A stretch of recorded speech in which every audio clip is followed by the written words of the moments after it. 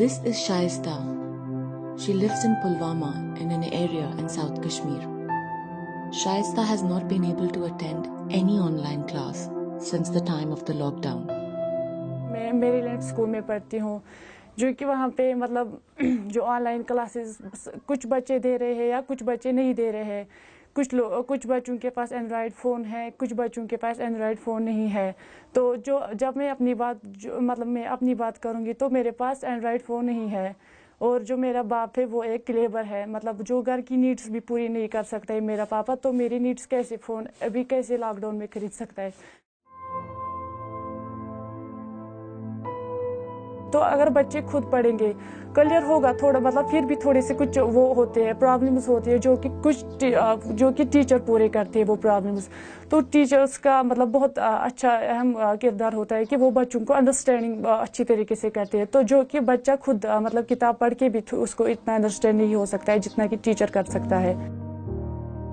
What happens to students who cannot access online classes? What happens to those who don't have smartphones or can't even afford a smartphone? मेरी बहुत problem हो गई है education के हिसाब से। मैं पढ़ नहीं सकता हूँ क्योंकि मेरे पास एंड्रॉयड फ़ोन भी नहीं है। यहाँ पर गवर्नमेंट्स ने क्लासेस शुरू की ऑनलाइन क्लासेस, लेकिन कम से कम उनको सोचना ये भी था कि किसी के पास फ़ोन होगा या घर में कोई प्रॉब्लम भी हो सकती है किसी को। मेरा बाप बहुत बीमार है, उसको बहुत पैसे लगते हैं, और मैं कभी कभी खुद भी मजदूरी करता हूँ ताकि अपनी घर की जिम्मेदारियाँ पूरी करूँ। कुछ समझ नहीं आता है कि कैसे पढ़ूँ, किस तरह अंडरस्टैंड करूँ, क्योंकि ये 8th 9th का सिलेबस तो नहीं है, ये 12th का सिलेबस है।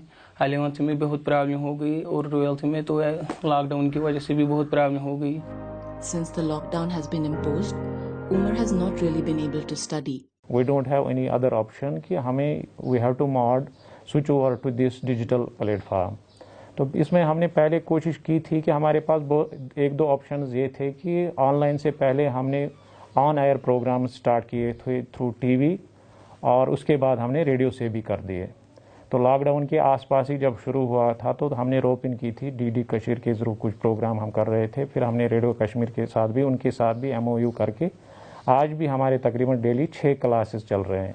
तो वी आर एक्सपेक्टिंग 2 क्लासेस और वो दे देंगे हम। तो उससे हमारा ये मंशा था कि जो बच्चे टेल एंड पे हैं, जिनके पास गैजेट्स नहीं है, स्मार्टफोन नहीं है, लैपटॉप नहीं है, उन तक कैसे पहुंचा जाए।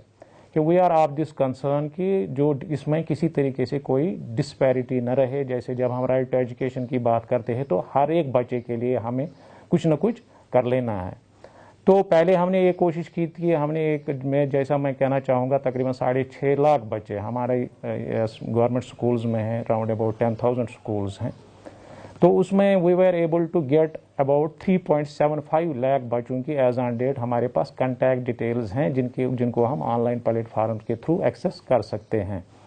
तो एज ऑन डेट जैसे मैं आपसे बात कर रहा हूँ 2.5 लाख बच्चे जो हमारे ऑनलाइन क्लासेस के through connected as on date हैं, ज़्यादातर हायर क्लासेस में भी हैं। तो वाजह बात यह है कि आपका कहना बजा है कि उसके बाद भी तकरीबन 3.5 लाख बच्चे रहते हैं, तो जिन तक हमने कोशिश की है कि फिज़िकली उन तक असाइनमेंट और स्टडी मटेरियल पहुँचे। वैसे भी दूर दराज इलाकों में टीचर लगे हैं, फिज़िकली उन तक असाइनमेंट्स और स्टडी मटेरियल पहुँचाते हैं। तो वो एक ऑप्शन हमारे पास उसमें है।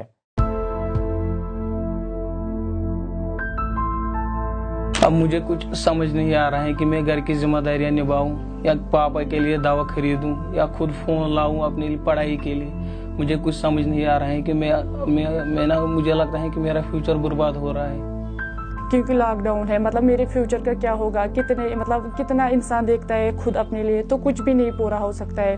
क्योंकि बच्चे क्लासेस दे रहे हैं, आधों के पास फ़ोन नहीं है, कुछ नहीं है, तो मतलब मेरे फ्यूचर का क्या होगा।